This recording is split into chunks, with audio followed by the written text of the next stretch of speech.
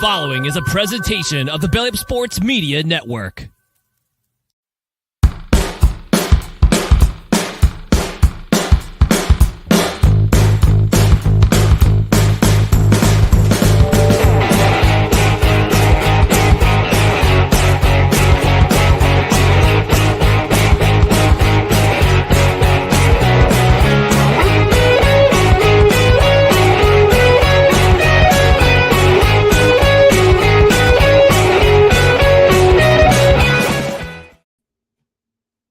And good morning to everyone. Welcome to the Saturday edition of No Credentials Required, where you don't need a press pass to talk sports.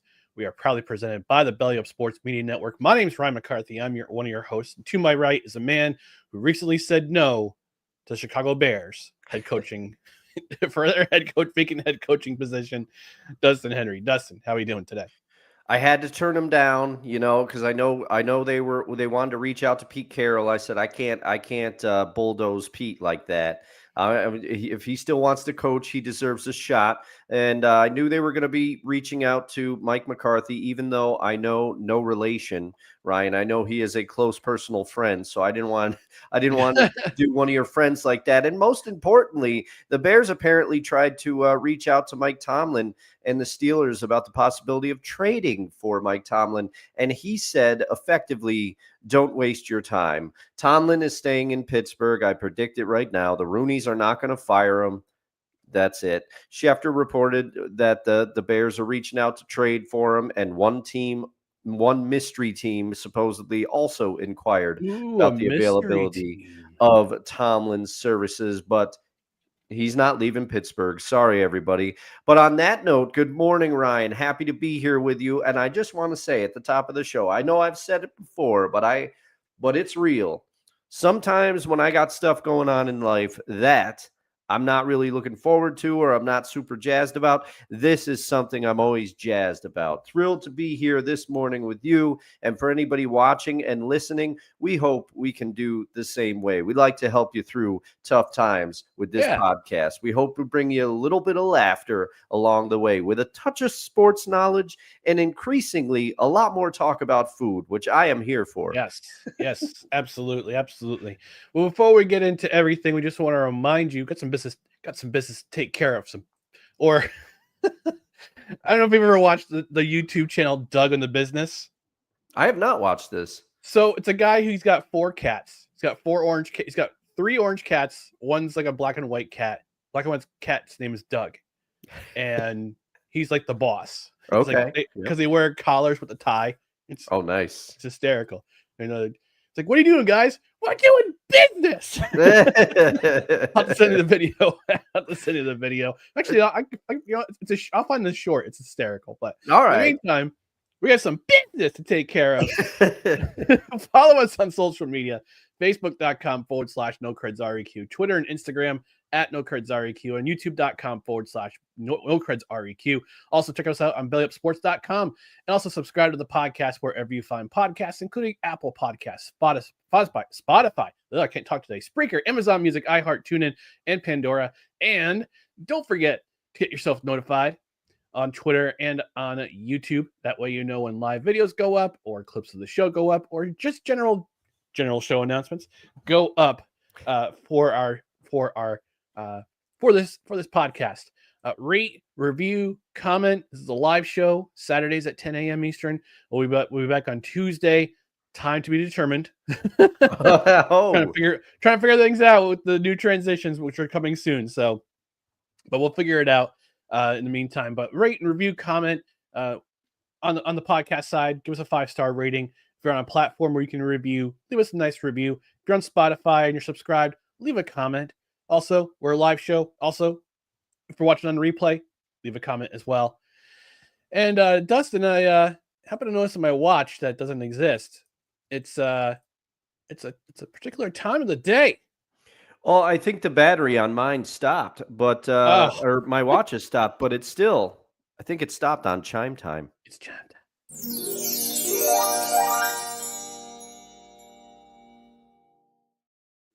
All right, in this particular episode, it's episode number 5 of the year 2025, which is divisible by 5, interestingly enough.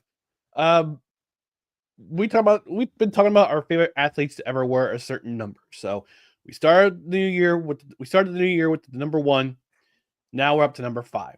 So some pretty interesting athletes that we used to watch when we were younger, in our younger days, we were fans of. So I'm gonna have, as always, Dustin, gonna have you lead it off with your your favorite athlete to wear the number 5.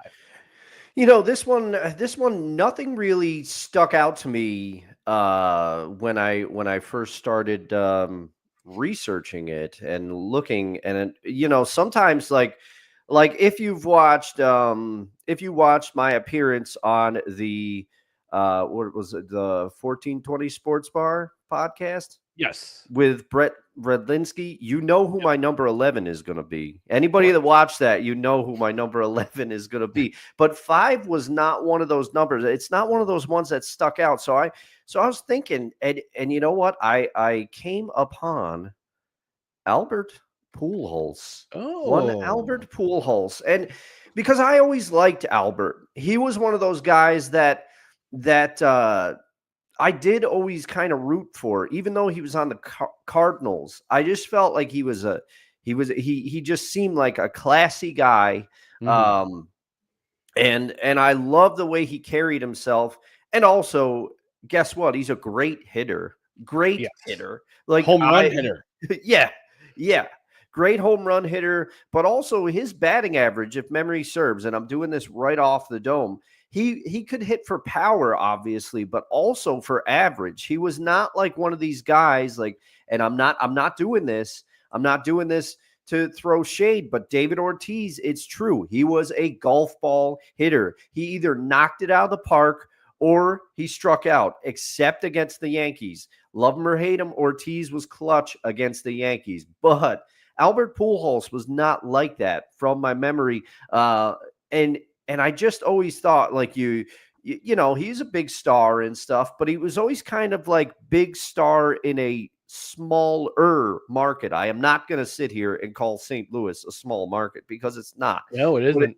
But it's like it had a smaller feel, Ryan, if you would agree with me there. Like the Cardinals, they're like, they have a feel of a different era of baseball. They're one of the organizations that, unless you're a Cubs fan or something else, you just kind of like the Cardinals. Their fans can be a little like, hey, we know the most about baseball of anybody. But every fan base has some, some of that stuff going on. But Albert, just always with the way he carried himself, obviously a great hitter. And Angels fans might have something to say. I mean, Dr. Lady will, we get her thoughts on it, but she ain't watching. This is football. Yeah, she ain't watching. His time with the Angels, the beginning of it was okay, but he never really found his footing in Anaheim, and everyone thought he was done. But he kind of had a mini rebirth with the Dodgers. The Dodgers signed him, and they said, "Hey, do you want to see?" We kind of want to see if he could still play. And guess what? He could a little bit. He could a little bit. He still had something left in the tank. But I just really like the way the numbers speak for themselves with Albert Pujols. And he also I like the way he carried himself. And I always enjoyed watching him. And that's a big part of this list for us. So even though nobody jumped off the page, when I started researching number 5s, I said to myself, you know what? Albert's my pick. I really liked Albert a lot of times. I would have thought you would have gone down the Mavericks road again with Jason Kidd. Jason Kidd. I thought about it. I thought about it too, honestly. Yeah. Well, his time in New Jersey, of course you would have. Yes. Of course you would have. Yes. But I thought about it, but there's a part of me that didn't want to go didn't want to go down the Mavericks road twice. And also, I watched Jason Kidd more in his second stint with the Mavs because he was drafted. He was drafted by the Mavs and gave one of the best interview quotes of all time where he said he was going to turn the franchise around 360 degrees. Well, if you do that, Jason, you're going to be in the same spot. I mean, technically he did with Jason Jackson. that whole time in Dallas when they had in his first stint in Dallas when that team was pretty good. They had Jamal Mashburn, Kidd, Jason Jackson, but they never had it. They never got along inside and outside the locker room. That was the problem. Yeah. And that's what and then Kidd got traded to Phoenix. They got traded to New Jersey and had those 2 runs where they unfortunately ran into better teams like the Lakers and the San Antonio Spurs. He went back to Dallas, and now he's coaching Jimmy Jackson. And I think weirdly enough, yes, he's coaching the Mavs. I think he's a great coach too. I think he got a raw deal in Milwaukee, but I think it worked out because now we have him. There you go. But if I remember correctly, Ryan, I think Jason Kidd also wore like number 2 in his second stint with Dallas. I'm trying to remember because I feel like he switched numbers, which brings up an interesting point. This was your idea, and you and I are kind of making the rules, but like hypothetically, could I pick, and I'm not saying I'm going to do this, but hypothetically, could I pick Kobe Bryant for number 8 and then again at 24 because he changed his jersey? True. Could that happen? And you are absolutely right. He did wear number 5 with Dallas and from 95 to 97, but then he wore number 32 with the Phoenix Suns. Okay. Then he was traded to New Jersey, wore number 5. Then you were right. His second stint with Dallas from 2008 to 2012, he wore number 2. Yeah. And his last year with the Knicks, he wore number 5. Mm-hmm. So, but Albert Pujols, it's a great pick. It's an outstanding pick. And by the way, one of only 4 men to eclipse 700 home runs lifetime, and it happened in our lifetime. We get to see it. Yes, which was cool. Yes, Hank Aaron. We saw Barry Bonds do it too, surpassing 700. Well, there's a lot of question behind it, but again, remember, folks, those steroids didn't hit those home runs. Barry Bonds did. Yeah, that's true. That's true. Steroids. We have said it. Steroids, it's a complicated issue, but steroids, yes, they helped with recovery and they helped you lift more, but they can't help your bat speed. They can't help your hand-eye coordination. No. Love them or hate them, Barry Bonds hit those home runs. And I remember writers accusing Albert Pujols of the same thing. I'm like, are you kidding me? Yeah. He had that. I think I remember he had that test done, the same kind of coordination test that they gave to Babe Ruth, and his numbers were comparable. Yeah. No, he's ridiculous. And like you said, Ryan, I think he did it largely, and I don't want to say he was a forgotten man, but because he wasn't in New York or LA, you really he wasn't everywhere. He had endorsements, he had deals, but by my memory, he wasn't everywhere. But he also just kind of kept it like under the radar as you could when you're one of the best hitters in baseball. Because I remember a particular run in like 2001 with the Cardinals. I think that might have been like shortly after his rookie year. I can't remember his timeline. That was his rookie year, 2001. Okay. Hit 37 home runs and had 329 batting average. He's got a 296 lifetime batting average. Yeah. He hits for average, people, not just power. That's right. He's a 5-tool player. Well, he didn't really steal too many bases. You didn't see him. No, he's not going to do that. You didn't see him going on the base paths very much, trying to steal bases. My favorite number 5. This is I'm going a little old school here, Dustin. Okay, yeah. Because I watched him growing up too. If you remember if you ever watched the highlights of this is before you were born, the Pine Tar incident. Oh man, Stadium, 1983. But that's not the reason why he's my favorite athlete to wear number 5. Is it the story he tells where he was mic'd up at spring training, talking to younger Royals about an accident he had after eating too many oysters or something? No, it's not. But George Brett, my favorite athlete to wear the number 5. Interestingly enough, when he started his career in 1973, he did not wear the number 5. He wore number 25. He wore number 25 from 1973 to 1974. In 1975, that's when he started to wear the number 5. played third and first base, and was one of the best average hitters lifetime. 305 lifetime average. Not a power hitter. He hit 317 home runs, but he had 665 doubles, 3,154 hits overall. One of the men who broke out the 3,000 hit mark. I don't know. I can't remember how many baseball players on the 3,000 club. Let me just look that up real quick. How many? Well, infamously, we all know, thanks to that lovely senator during the steroid hearing, that Rafael Palmieri 33 is part of the 3,000 hit club. That guy was like Rafael Palmieri with his 300th hit. I'm like, oh my God. I did watch those trials. I watched them, everybody. Oh my gosh. Rafael Palmieri. That's the This is how you know your elected officials are not the brightest people in the ball. Yeah. But yeah, George Brett he won a World Series. He won MVP. He actually won 2 World Series. He went to 2 World Series. 1981, 1982. Was it 80?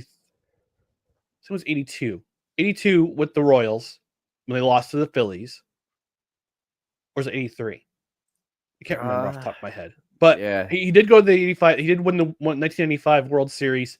Also won ALCS MVP. He was won Gold Glove, 13-time All-Star, 3-time batting title winner.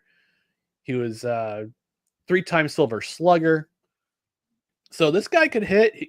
He did hit for average, but he was an effective hitter. He was also in the midst of that Royals-Yankees rivalry in the mid-'70s when those two were going back and forth, particularly 76 and 77 and 78 when they went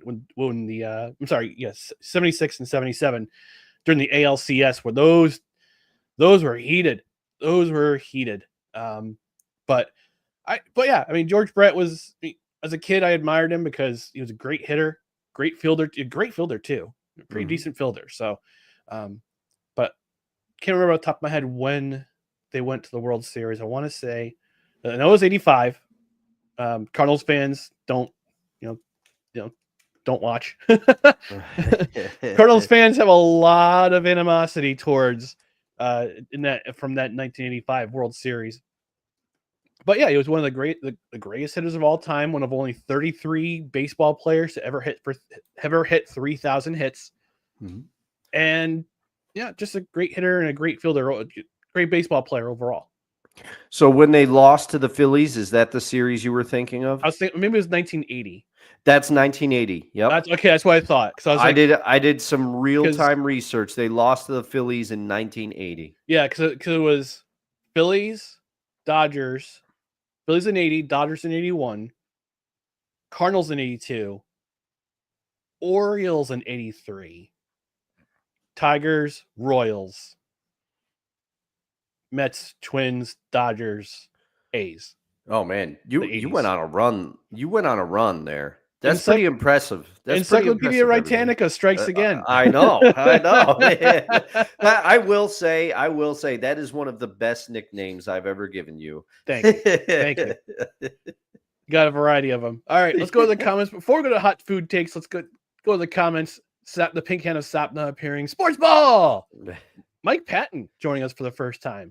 He says Donovan, his favorite athlete to order number 5 was Donovan McNabb. You know, I thought of Donovan too. Yeah. I did think of Donovan.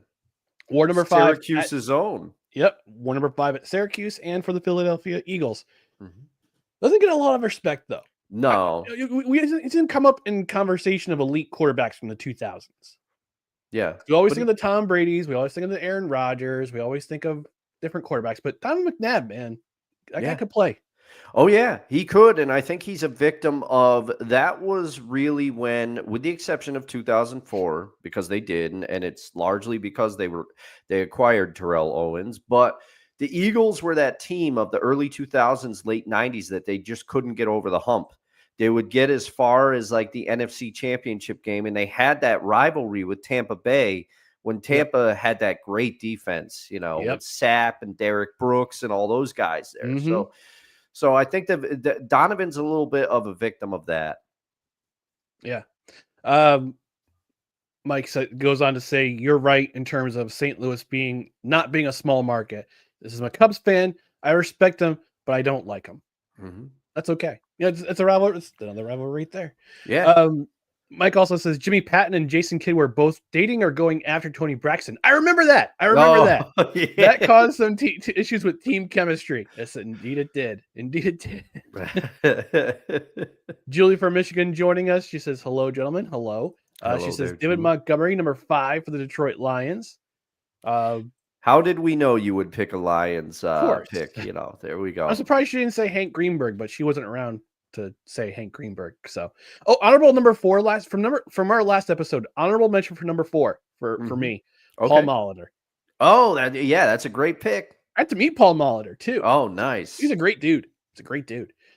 Mike says it goes on to say George Brett was going to make contact. That's for sure. And Sick Diggy joining us from Norway says good morning, good afternoon, good evening, and good night. Thanks, Siggy. Thanks, Sick Diggy, for joining us. All right, it's time for Saturday staple. No pun intended. Hot food takes. I'm still worried about that burger, man. Just too much bounce in that burger. Oh yeah. Lots of physics going on there. Every time I think the bun's just going to fly right off. I know. All right, this edition of Hot Food Takes, potato chip power ranking. Ooh. Now, I didn't say. Now, Dustin and I got back and forth in private text about which kind of ideas we're going to have going forward for Hot Food Takes, because I was trying to figure them out. And one of us happened to mention potato chips. We're like, all right, do we do a fatal 4-way? Do we just do power rankings? Like, what do we do here? So I'm just going to kind of throw it out there with potato chips. We'll just do like a quick power ranking. Okay, yeah. And then just a caveat. This is potato chips only. This is not Doritos. This is not Cheetos. This is not any other chip, like tortilla chips. This is strictly potato chips. Yeah. So, my number 4, I still do a power. So I'll say 4 of them. So number 4, Lay's. Okay. Growing up, it was either for lunchtime we had either Ruffles or Doritos at the dinner at the lunch table. Mm-hmm. Never really Lay's. I'm a big fan. I like the Ridges. I'm not a big fan of the smooth potato chips. Even though, fun fact, potato chips were invented in Saratoga, New York. Oh, the Saratoga potato chip. That's right. So number 4 is Lay's, because it's just, it's okay, but it's just there's too much small, like the thinly sliced potatoes, like they get brittle very quickly, and you don't feel like you get enough chip for what you bought. Number 3, Pringles. I like the stacks, but they run out too quickly. They're addictive. Too addictive. Oh yeah. Number 2, I guess this would be regional to this area, particularly the Northeast. And I don't know how you pronounce it, Dustin. But I pronounce them oots. Oh yeah, that's what potato chip. That's what I do. Oots. Because whenever I get them, I make the nightclub noise. Oots, oots, yeah, the techno symbol. We got the store. There we go. I used to say uts to piss people off. I don't know how it's pronounced. I just say oots, but it could be uts. I don't know. Yeah, I think it's oots. I think it's oots. I think the same company that produces Snyder's of Hanover. So if there are any Pennsylvanians in the chat, let us know how you pronounce the potato chip company properly. Number 1 in my potato chip power rankings, Ruffles, because Ruffles have ridges, and ridges are delicious. I will say for dipping Ruffles are the best pick, because they're the ones that are going to hold up. Yep. You know how somebody brings regular Lay's to a party and then like has a dip, like that's not happening. You're gonna try to dip into the French onion. The Lay's is gonna snap in half right away. You got that right. Wavy Lay's, yeah, but that's just Lay's on steroids. Yeah. Although they are delicious too. They are. They are. You know, Ryan, this might be based on the 4 brands that you threw out there. This might be one of the closest that we agree on things. Now, Okay. Lay's, caveat for me, but I would also put Lay's at number 4 because we're not talking. We didn't specify flavors here. So another No. thing that I did is I went with just the original flavor. Right. Because if we're talking Lay's sour cream and onion, that's going to be near the top for me. Yeah. But we're not talking Lay's sour cream and onion. No. Or the cheddar cheese from Pringles. Oh yeah. No, Oh. I mean those would be right up there. Good. Or the cheddar and sour cream. That's another underrated flavor. I love that Salt flavor. and pepper. Especially Salt in and the pepper, Ruffles variety. Salt and pepper, barbecue. Mhm. Some people like the dill pickle ones. I'm not, hey, that's your thing. No, I'm not a big fan of dill pickle, but that's okay. You can do you. Yeah. Yep. But I am going to throw out. So my number 4 also would be Lay's. They are at the bottom. They are at the bottom for me for a lot of the reasons that that you mentioned. They get very greasy. They break apart easily. So the bottom of the bag is nothing but just nothing but crumbs. I'm gonna go number 3 for me.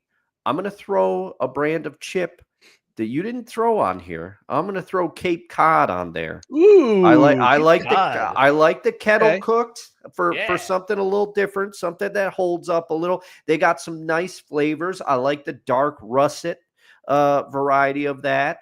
But again, we're not doing flavors, so I had to stay away from that. So I'm putting Cape Cod at number 3. I like a good Okay. Cape Cod chip every once in a while. Okay. And that means that we were not a Ruffles house growing up. So I didn't have as much experience with Ruffles. So I'm going off of the chips that I grew up with mostly. I'm Understood. putting Pringles at number 2. Pringles are amazing. Pringles are amazing, but to me, they're kind of like their own thing. And like you said, Ryan, I can go through a can like that. They don't last enough. And also, I'm not the smartest tool in the shed, or not the brightest tool, the sharpest tool in the shed sometimes, as illustrated by my troubles.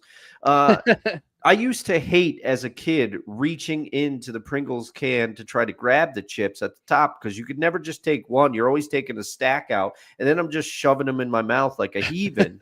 and then I would get to the bottom and I'd dump them out, and like half the stack would come out. So then I'm like, well, now I got to eat all these. Exactly. So I'm demoting Pringles to number 2 just for my personal struggles. And also, my mom used to say they quote unquote taste different. She was right. I love the taste, but they don't taste like a traditional potato chip. They do something different, but I love it.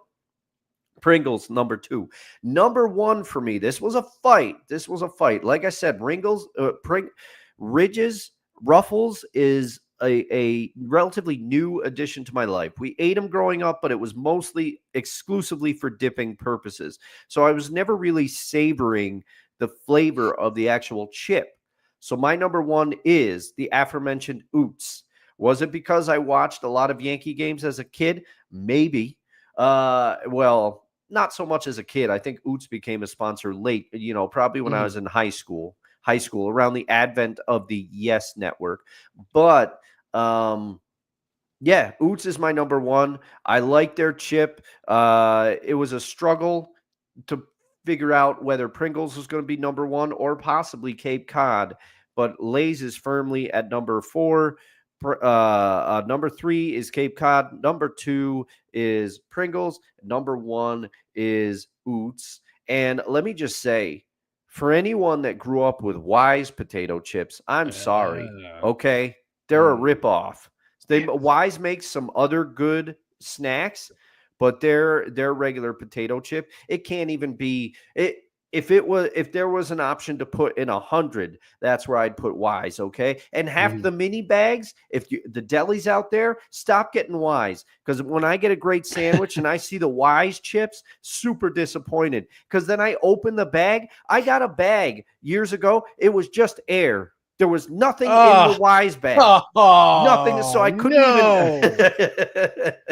That's sad. Wise are terrible. And that has been this edition of Hot Food Takes. Ending on a really sad note. Quickly go to the comments. Julie says Hank Greenberg was before my time, before our time too. Yeah, but he's way one of the before.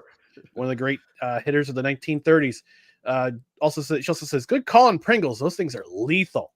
And she also says, "You and my mom has the same number one, Ryan. We have a Ruffles household." You're GD right. All right. Before we get into football, before we take a commercial break, we can get into football.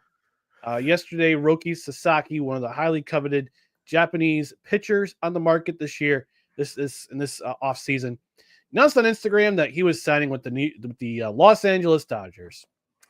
How surprised are you, Dustin? Not very. One, they have money. Two, and this is the part that nobody really talked about. This is an added benefit of aside from the fact that he is very good at baseball, perhaps one of the greatest that we will ever see once he hangs it up. But the other thing that the Dodgers did when they signed Shohei Ohtani is they opened up a conduit to Japan. They opened up any Japanese pitcher that comes over will have a built-in teammate that speaks their language and understands the culture and can help them transition to the U.S. So I think that's kind of an unspoken thing. The Mariners tried to do the same thing in 2001-ish with Ichiro Suzuki. They tried to use him to kind of, I mean, I don't want to say use in like a disparaging way, but no, I get it. But they used him as a factor to try to get a handle on the Japanese market for baseball. And also the Mariners' connection with Nintendo back in the day, Japanese company. But, I feel like the Dodgers have the perfect combination to get the highly sought after Japanese players because they have the money and they have Shohei. So I was not surprised to see that he signed with the Dodgers at all. And you can call me a bitter Yankee fan if you want, but the Yankees take so much crap for being, they sign everybody. They sign everybody. The Dodgers have taken over that role now. The Dodgers are signing everyone. So I don't want to hear any of that used to this almost pisses me off more than the people that used to claim like Boston was some small market. Oh, the Yankees always sign everyone out from under us. You're one of the highest payrolls in baseball too, Boston. Get out of here.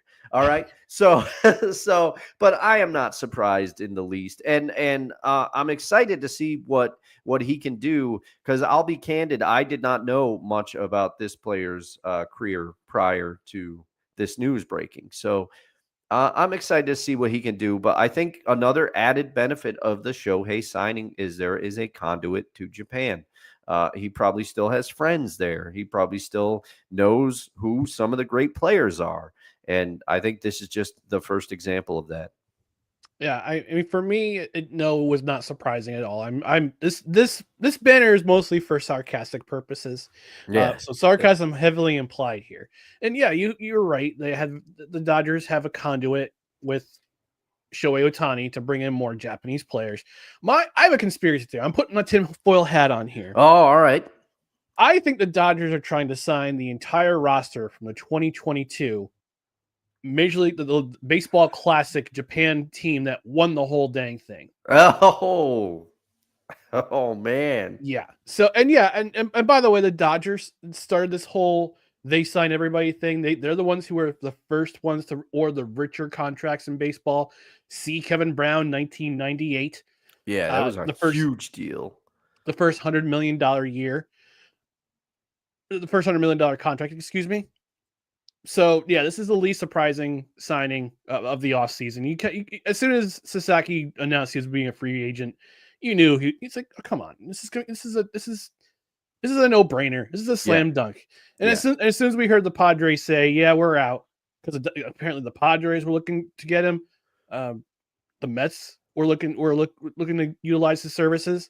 I wouldn't have been surprised if the Yankees try to utilize his services, but they tried to get Yamamoto last year, and that didn't work out. So yeah, this was an easy pick for him because he's already got two teammates from that team, from the 2022 World Baseball Classic team. And it's just, and he's already got teammates there. I'm kind of comparing them to the Click in WWE. Oh man, the Click. Kevin Nash, Shawn Michaels, Scott Hall, Sean Paul Levesque, Waltman, aka Sean Waltman, and Paul Levesque, aka Triple H. Yeah, and they're building the Click. And for some reason, Justin Credible, aka Aldo Montoya, in his time in the WWF, he was in the Click, man. I'm like, how did he get in? He was never in the special. All right, we're gonna get actually one more comment before we get out of here. Julie from Michigan saying it's true. The Dodgers essentially buy their way into being a powerhouse. Don't tell Dr. Lady I said that. Pretty sure she would wear that with a badge of honor. Yeah. All right, we're gonna take our network mandated commercial break. When we come back, we're gonna talk NFL finally. We're gonna talk about the divisional playoff. 4 games this weekend, Saturday and Sunday. But we'll talk about them right after this word. Stand by. Stay tuned for more No Credentials Required. This episode of No Credentials Required is brought to you by Invader Coffee. For the coffee lover who wants good, quality coffee with no bullshit and no filler, Invader Coffee is an ultra-premium, veteran-owned coffee company proudly delivering only the best coffee your hard-earned money can buy. They aim to only serve the highest quality, organic, air-roasted coffee beans sourced from free trade farms all over the world. They keep things simple. The best coffee at an affordable price in order to provide you with the value you deserve for your morning boost. 100% fair trade, 100% organic coffee beans, 100% air roasted, 100% money back guarantee. Visit invadercoffee.com, enter promo code BELLYUP at checkout, and receive 15% off your order.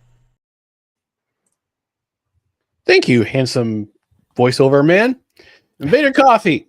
It's the only coffee that goes in this cup on Saturday mornings. Like, they've been an affiliate sponsor with us for pretty much every year since we brought this podcast back into form. Great coffee, air roasted coffee, none of that acidity, none of that bitterness that you usually get in the coffee. I drink it black. I drink it straight black because it's that good. And they got a wide variety of flavors out. Unfortunately, they just ended their seasonal blends. I never got to try I never got to get a chance to get the Bad Santa. But Jolly Java's still available. Jolly Java's out there. They've also got the regular blends like the original blend, the holiday blend, St. Patrick's Day blend, the Lucky Be Irish whiskey blend is there. They have their other blends like the Black Heart blend, which is the espresso, Breaking Case Emergency, Don't Cali My Texas, and they have their seasonal for Valentine's Day, the Chocolate Lust blend. Now available in whole beans, so get it while you can. Oh, okay. All right. So what you're going to do is you're going to visit the link in the description, which is our affiliate link, which is for Invader Coffee, invadercoffee.com. Veteran owned. Do you love your country? Of course you do. Do you love your veterans and what they've done? Of course you do. Support a veteran owned business by going to our link in the description on YouTube and on Facebook and in our podcast feed. Get yourself some coffee, put it in your basket, promo code BELLYUP at checkout, get 15% off your order, save a little bit on shipping, but it'll come quickly. It'll be in your house in a matter of days, not in a matter of weeks. It'll be fresh roasted or fresh ground, however you prefer it. I get mine whole bean because I like to grind the beans myself, put it in my French press. There you go, the French press.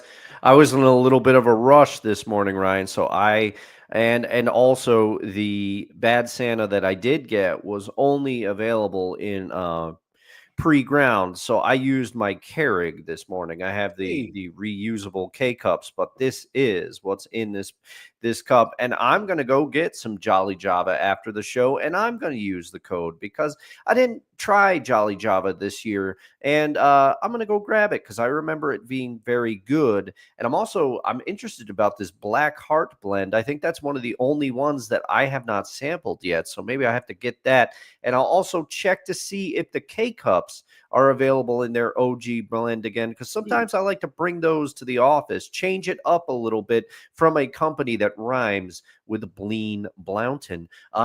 But in my mind, Invader is vastly superior coffee. Try it. You won't be disappointed. You're going to like it. like Ryan said, one of the longest sponsors we've had on the show. We love that they're here. We'll continue to have them. We love the product. We know you will too. Use the promo code, use the affiliate link, help us out a little bit. Yeah. Give it a shot. Yeah. Oh, I forgot to mention they also have cold brew and cold brew in individual cans, and you get yourself a 12-pack of the Invader Coffee original cold brew in the case, 12. So they don't have the OG blend in K-Cups, but they do have the Mexican chocolate. Right? Okay. Yeah, which is Mexican chocolate is very good too. Mm-hmm. All right, we're going to get to the divisional round of the NFL playoffs. We're finally talking football after 40 minutes. We're talking about our favorite athletes to award number 5, about food and a commercial, and now we're talking about the divisional round. First game is on, which is this afternoon, actually. This afternoon, Texans at Chiefs. It's the 4:30 start. I believe this is on ABC and ESPN. I think you're I'm not right. mistaken. I'm trying to memorize these before I get here. But yeah, nope. This is definitely this is the ABC ESPN game, because Fox has the nightcap. Then tomorrow it's NBC Peacock and CBS Paramount. So Texans Chiefs. What are your thoughts, Dustin? Oh, I think my thoughts are, unfortunately, the Chiefs are going to come away with this one. I don't mean any shade, Chiefs fans, but you got to realize, and I dealt with it a little bit when the Seahawks had their little run and went to back-to-back Super Bowls. People were already getting sick of the Seahawks because of Richard Sherman and, some players that people didn't like as much unless you were a fan of the team. The Chiefs are in the same spot, so that's why I say that. But unfortunately, I think the Chiefs are going to come away with this not easily. I don't want to offend any Texans fans out there, but it's going to be tough sledding for the Texans. They've lost some offensive weapons. Their defense is going to have to play a game like they did last week against the Chargers and shift it. And the one thing that gives me hope for the Texans is the Chiefs did not score 30 points in more than, I think the Giants had more 30-point games. Yes, you are correct. The Chiefs had 0. The Giants had 1. Yeah. So, I mean, the Chiefs have not scored 30-point games in the regular season, but that's the regular season. Will the Chiefs be able to turn it on? I think so. And Patrick Mahomes just knows how to win. It's cliched, but the Chiefs players have been there long enough. They know how to win. And Steve Spagnuolo's had that defense playing very well for the majority of the year. So it's going to be tough sledding for the Texans. It would be a major upset if they won this game. I'm picking the Chiefs. Yeah, last week on Tuesday's program, I apologized to the Texans. I said I was sorry. I underestimated your defense. I also forgot that the playoff Chargers are mid at best over the last couple of years. Or the last couple of years. And playoff Justin Herbert doesn't disappoint unless you put money on him. I think this will be close in the beginning. Like, I remember last year the Texans, they curb stomped the Browns in the wild card. We watched that game at your house. They mud stomped. They stomped a mud hole in the Browns. Yeah. And then the next week they traveled to the number 1 seed. They traveled to Baltimore, played a close game to the first 3 quarters, and then the bottom fell out, and it was over. I think we're going to have a similar. I won't question the Texans' heart. I won't say that they backed into the division again. Yeah. Based on what happened last week, D'Amico Ryans had that defense dialed up. They were dialed in. So is it going to be a repeat of next week? I think maybe for the first 3 quarters, but then the Chiefs will pull away because they have that experience. They have the better defense. They have more experienced players in the playoffs. And the Chiefs will go to their 6th appearance in the AFC Championship in the last 7 years. Which is crazy to me. Which is crazy. So I think the Chiefs win this game. It'll be close. First 3 quarters will be kind of testy, especially since the Chiefs, And my buddy KP noted to me at church on Sunday. Basically, the Chiefs haven't played in almost a month. Like the starters haven't. Like the starters, like Mahomes. Like Mahomes didn't play in the season finale. Neither did Kelsey. Neither did any of the offensive starters. Same thing with their defensive starters. So it's going to be a question of rust versus rest for the first half alone. Yeah. In the second half, we'll see that experience shine through. But this is the playoffs too. We've seen strange things happen in the playoffs. We've seen the underdog come just absolutely snatch the wig, as some would say, off the champ. I mentioned this last week with the Jaguars. They went to Buffalo, upset Buffalo. This is the 1997 playoffs. They upset Buffalo in Buffalo. They went to Denver, shocked Denver, who everybody thought was completely was just a juggernaut. And they were a juggernaut that year. They went in, upset them, and they lost in the AFC Championship against the New England Patriots, coached by Bill Parcells. Yeah, we've seen it before, and I would be remiss. I would lose my cred for Seahawks sessions if I did not mention my beloved 7-9 Seahawks at the time, division champions, NFC West division champions, upsetting the Saints, the previous year's Super Bowl champions, with one of the greatest runs I have ever seen, and it's one of the greatest runs in NFL history. I've seen it. It is known in Seattle as the Beastquake and the Run. Marshawn Lynch grabbing himself and vaulting backwards into the end zone, which now everybody does it. Big ups to Marshawn. Have some extra Skittles today. You deserve it. He's only here so he won't get fined. Kevin Wilson from Belly Up Fantasy Sports joining us in the chat. He says the Chiefs play close games a lot.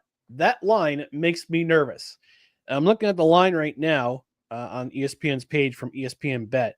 They're favored, but they're 9.5-point favorites. Wow. Yeah, I'd be scared of that line too. Yeah. And he also says the Mr. Talk About chips, barbecue chips at number one. Go back and rewind. We didn't include barbecue chips, but I get you. Yeah. We didn't include flavors, Kevin. This was just the ranking of the regular potato chip by brand. So flavors would have upset the apple cart for sure. Yeah, it would have been throwing everything to chaos. We would have had to have a Royal Rumble of potato chips. So many varieties. All right, moving on to the nightcap of tonight, which is the Commanders at Lions, 8 p.m. start on Fox. I'll lead off with this one. I said last week the Commanders and Buccaneers were going to be the game of the week in the wild card. Turns out I was right. Rice Radamas comes through once again. This week, however, is going to be a different story. I posted a meme in our Discord chat. Yeah, Dan Campbell versus Dan Quinn next week is going to be straight out of Madden. Yeah. 0 field goals, going for it on anything less than 4th and 10. No punts, just vibes. Yeah, this is going to be a dog. This is going to be this will definitely be I think this will be one of the better games. If I had to rank these games, this would be top 2 for me. Okay. This will be top 2 and another game we'll talk about in just a few minutes. Commanders, great story. I mean, I think they took the leap a year ahead of schedule. Yes. I think I mentioned this before. They took the leap ahead of schedule because we didn't know how good Jaden Daniels is going to be. And we're seeing it. And we saw it last week in Tampa Bay. But this is a Lions team. I think this Lions team could be a team of destiny. And I'm knocking on wood here because I kind of made them my spirit team for the year based on the fact that the Jets were god-awful. But Dan Campbell biting kneecaps once again. I think this will be a closer game than people will believe. Well, look at the spread. Lions are favored by 8.5. What's up with these lines? We are not a gambling show. So we don't do gambling. We don't do sports book. We don't do any of that. But this is a ridiculous line. I think this line is going to be closer. This line should be closer, I think, as the game get closer to game time. I believe David Montgomery's coming back. Alex Anzalone, we saw him in week 18. he's back in form so that he stabilizes that defense. Yeah. The one thing that the Lions have to worry about, especially on defense, is the Commanders with Jaden Daniels. Yeah. They like to go no huddle. Mm-hmm. They like to go no huddle. So it's going to be a little bit, I want to see how Aaron Glenn, who might be the head coach of the New York Jets after this season. We don't know. He's expressed a desire to go back there. If he's called and chosen. Mm-hmm. I want to see how he's going to scheme against the Commanders when they go no huddle on offense. So that's going to come down to. It's just going to come down to how the Lions defense schemes. And again, this is a case of rust versus rest because they're the number 1 seed. They got to bye. They got a week to heal. As a Commanders team who's been red hot as of late, are coming to town to play them. For sure. And no disrespect to our buddy D. Willie or my Uncle Bill, but I think this is where the Commanders' road could end. I agree with you largely. The thing that the Lions are going to have to watch out for is Jaden Daniels and Terry McLaurin have kind of developed a thing over the last few weeks where Terry McLaurin somehow inexplicably gets behind the defense and is wide open for a huge bomb. That's Terry McLaurin's game. But I think the Lions, first of all, offensively, the Lions can keep up with anybody. So even if the Commanders have their best game, the Lions have the ponies to keep up with them. And I do, and also David Montgomery being back adds another bruising dimension to their rushing game. And I think that's where the Lions have a decided advantage. Jared Goff, at the quarterback position, I would give him the advantage overall based on playoff experience and accuracy. He's proven that he's a very accurate passer. You can say what you want about Jared Goff, but he is accurate, people. Look at the seasons he's had in recent years. And he doesn't miss all that often, doesn't turn the ball over. Jaden Daniels brings another dimension with his legs and the things that he can do and the things that he can extend plays. He's looked amazing. So he brings a dimension that Jared Goff doesn't really have. Jared is mobile, but he's not Jaden Daniels mobile. But I think Jared has more weapons at his disposal. He also has more experience. And the Commanders have done a decent job running the ball this year, but not on the Lions level. I think the Lions are just going to have too much for the Commanders defense, and the Commanders defense hasn't played as well as they played in earlier pockets in this season. I think this is the Lions game to win here, but it could be closer than you realize because Jaden Daniels has shown a knack early in his career for engineering comebacks and keeping games close. We'll see what happens. Yeah, this is going to be a game to watch for sure. Our friend Julie in the chat saying, yes, David Montgomery is back. I just checked the injury report on Lions.com. He's full practice all week, so he'll be back. The only players who are out are Kevin Zeitler. He did not practice all week. And Pat O'Connor, he did not practice all week. One with a hamstring. Zeitler with a hamstring injury. O'Connor with a calf injury. Taylor Decker was full practice on Thursday. He'll be playing this game. But look at the injury report for the Commanders. And that list is long. And they got some notable names on that list too. Zach Ertz, he's unspecified for the game. He'll probably play. Jamison Crowder, Bobby Wagner, he did not practice on Wednesday or Thursday, but he's listed as unspecified on the report. Bobby will play. If he can play, he'll play. Yeah, Marshawn Lattimore was full practice both Wednesday and Thursday, so he's playing. So it's just it's going to be a fun one. It's going to be a fun one for sure. Kevin also came back and says, "Okay, Ruffles rules." Yes, yes, Team Ruffles, baby, going all the way. Sunday games: Rams at Eagles, Sunday 3 p.m. This will be on NBC and on Peacock. The line for this game is Philadelphia favored by 6. It's going to be at a very wild environment. These two teams have already played. I believe these two teams already played each other in the regular season, if I'm not mistaken. Let me just double check real quick. I believe they did. Yeah, they did. That's when Saquon ran for over 200 yards, and couple touchdowns. And that was a Sunday night game. That's when the Rams. I think that's when the Rams last lost. Was that 37-20 Sunday night affair? Again, this is a Rams team has been, with the exception of Week 18, with the exception of Week 18 when they lost. But that's when they had their starters out. But after that loss to the Eagles, they won 5 straight. 1, 2, 3, 4. They won 5 straight. Won the NFC West. So this is going to be another fascinating matchup. We saw the Eagles offense had some trouble last week, especially in the second and third quarter. They made the proper adjustments. However, their defense was the bigger story, was the better story in containing Jordan Love. This is going to be one of those games where it's just going to be the battle of defenses again. I don't know how you feel about this game, Dustin, but talk to us about it. Yeah, I mean, okay. I'm going to say most of my picks so far have been chalk. But if I was going to pick an upset, this could be the one. People who underestimate the Rams, and this is the only time I'm going to say this, Rams fan, because Ryan has talked about it. Some of you are very sensitive out there, extremely sensitive out there, but underestimate the Rams at your own peril. I did to start the season. I thought their defense would take a step back. We've talked about that many, many, many times before. Now, the Eagles, amazing team.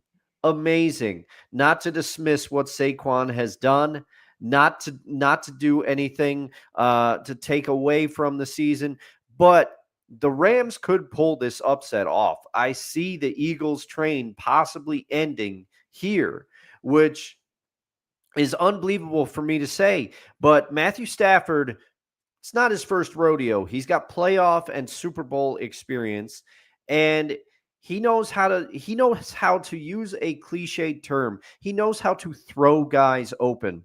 I'm not sure that Jalen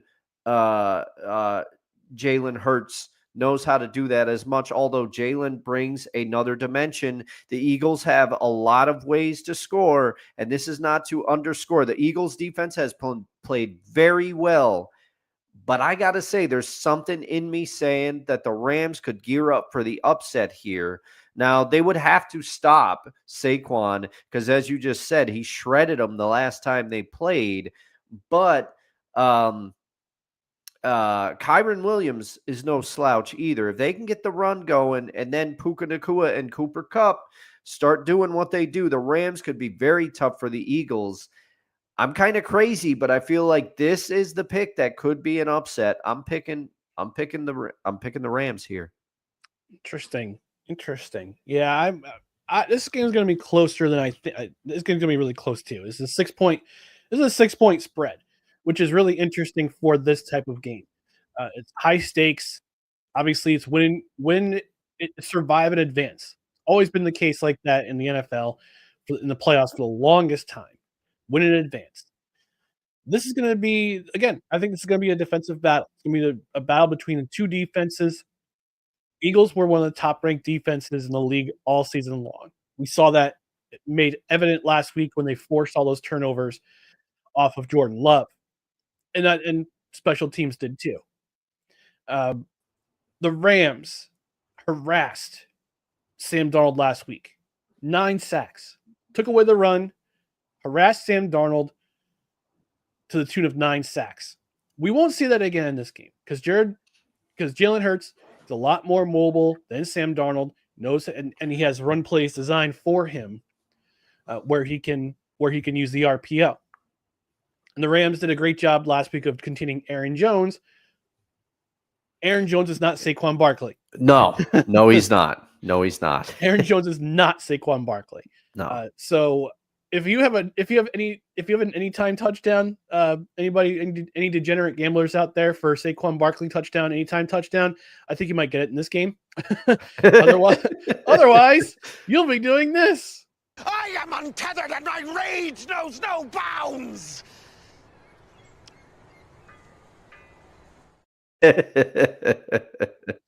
Always Sunny in Philadelphia clip. So But yeah, I think this is gonna be one of those games that's gonna come down to who plays better in the fourth quarter. I know you got the upset special, Dustin, with the Rams. I'm picking the Eagles. Okay. In the Eagles just because just the home environment. I'm hoping that we don't have a situation like last week where we're a young lady wearing Packers gear was harassed by an Eagles fan, and that Eagles fan is no longer welcome at Lincoln Financial Field.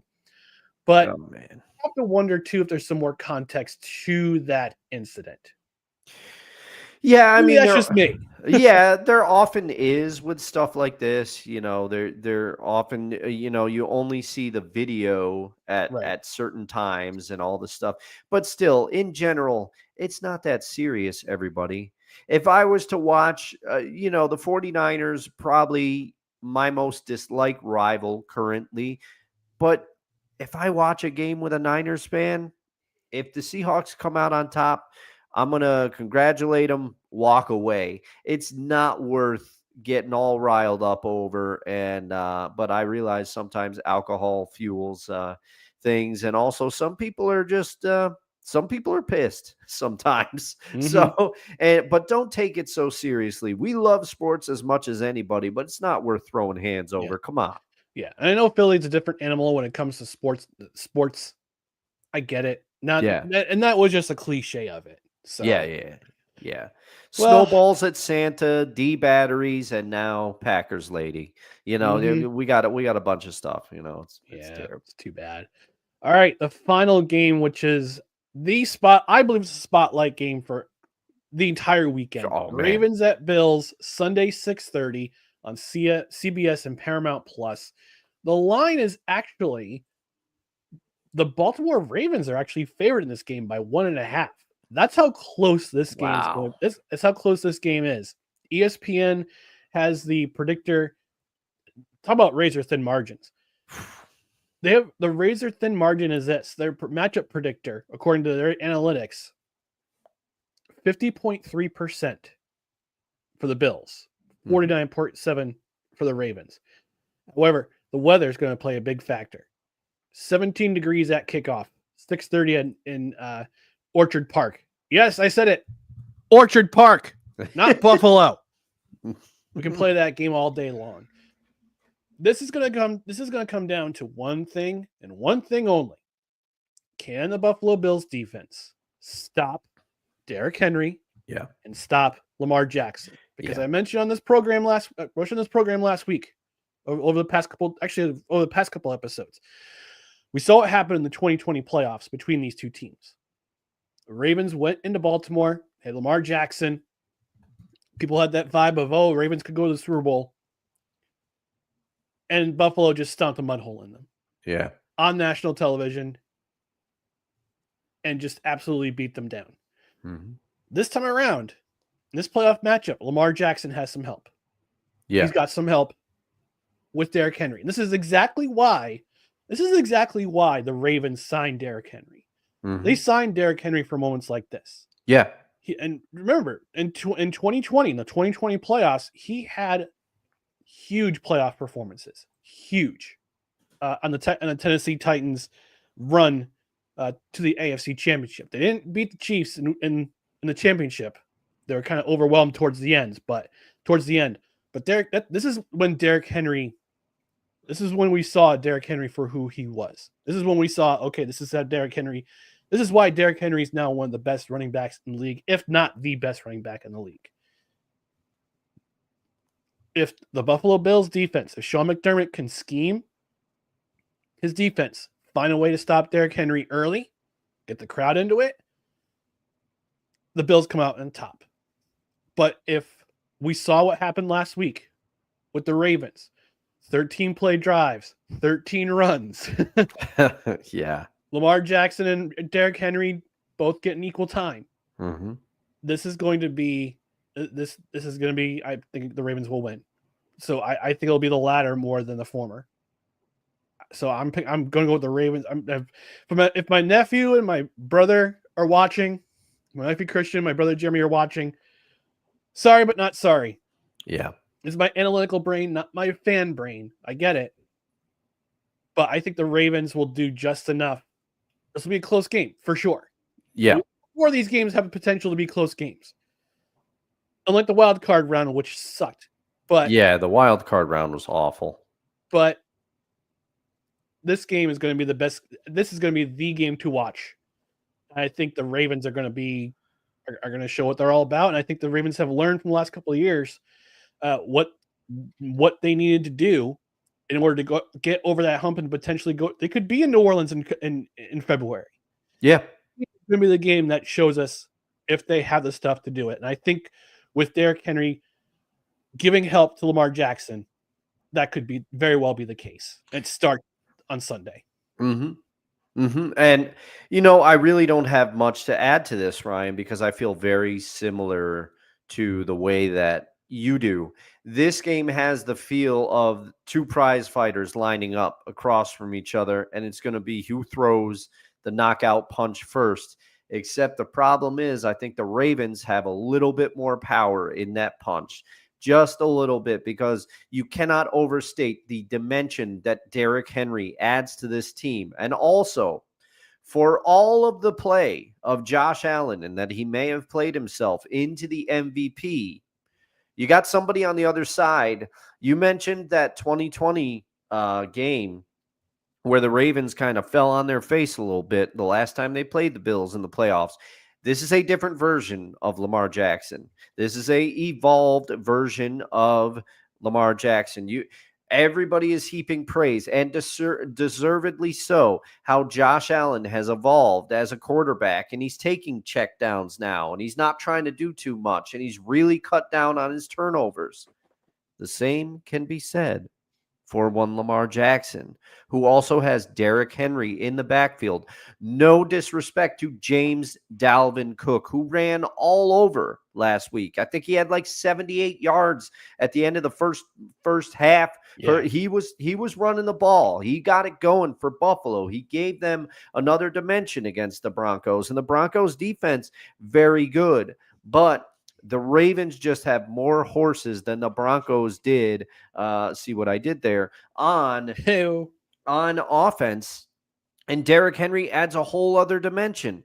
And Josh Allen has lost some of the receiving threats that he had. And Amari Cooper hasn't really been as involved in the Buffalo offense as we thought he would be. Now, that could be a linchpin in this game for Buffalo if Amari Cooper has one of those trademark Amari Cooper games that he was having for Dallas back in the day and for the Cleveland Browns. I mean, he was amazing for the Browns. If he can do some of that and give Josh Allen a reliable target so that Josh doesn't have to try to do it all on his own and or throw a touchdown pass to the shoeless wonder Mac Hollins back there, the Bills have a shot, but I just don't know if their defense is up to the task of stopping who is disputably one of the best running backs in the league, paired with an evolved version of Lamar Jackson. I'm picking the Ravens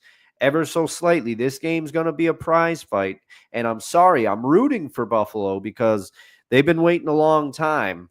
I'd love to see a Bills-Lions Super Bowl. That would be a great thing, but I think it's Baltimore's game to lose. So I have to make a correction for you there. It's Keon Coleman who's the shoeless wonder. Oh, I thought Mac Holland wasn't wearing shoes either. No, it's Keon. Well, maybe Mac Hollins was just also not wearing shoes just because he's just following Keon Coleman. Yeah, but I also make a correction for myself. It was 2021. Oh, okay. That the Bills beat the Ravens in a very the high scoring game of 17-3, which featured a 101-yard interception return by Buffalo's Taron Jackson in front of a capacity crowd of 6,772. Oh man, that's the Uncle Melvin year. Yeah, Uncle Melvin year. Gross. Yeah. Hope we never have it again. No. But also don't forget, these two teams met in week 3 or week 4, excuse me. They met in week 4, and the Ravens took the Bills to task. They took them out to the woodshed. Yeah. 35-10. Now, granted, that was in Baltimore. completely different environment. And that's when Baltimore was starting to get things going because they had lost to the Chiefs in week 1. They were upset by the Raiders in week 2. Yes, that Raiders, that was still unbelievable with Gardner Minshew at quarterback. Almost lost to the Cowboys in Dallas in week 3, but then got together. That was the game they finally figured it out. Yep. At least defensively. And they beat the Bills 35-10. But I think that stat mentioned a couple weeks in last week's game against the Steelers about how the Baltimore defense, I think from weeks 1 through 10, they were 29th in the league. Ever since they've been climbing their way up the ranks, their defense has been much, much better since their coordinator. Because Mike McDonald was the head coach. Who was the head coach of your Seattle Seahawks. Yep. Was the defensive coordinator last year for the Ravens. Yep. So they figured it out defensively. So this is going to be a heavyweight fight for sure. Yes. All right. We have any more no more comments. All right. So we're gonna get out of here then, folks. So thank you for tuning in to No Credentials Required, whether you're watching or listening. We appreciate every single one of you. But don't forget to follow us on social media, facebook.com/NoCardsREQ, Twitter, Instagram @NoCardsREQ, youtube.com/@NoCardsREQ. Check out all of our stuff at bellyupsports.com. And on the podcast side, subscribe to the podcast wherever you podcast, including Apple Podcasts, Spotify, Spreaker, Amazon Music, iHeart, TuneIn, and Pandora. And don't forget also to get yourself notified. Hit that notification bell on Twitter and on YouTube. That way you know when new videos go up, when show announcements go up. You're notified properly.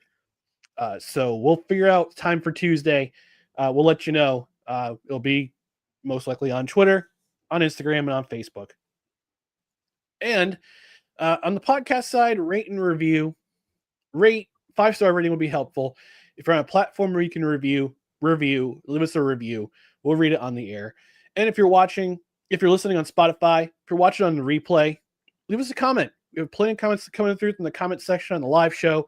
We want you to comment on our YouTube channel, also on Rumble, but no thirsty hoes, please.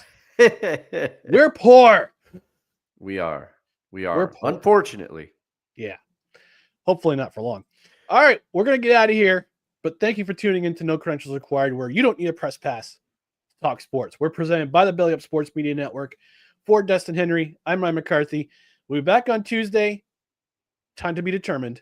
We'll let you know. Again, hit that notification bell. That way you know when. Again, that's when the show notifications come through. In the meantime, enjoy the football. Have a great long weekend. And we'll talk to you on Tuesday. All right. Talk to you then. Good morning, everybody. There it is.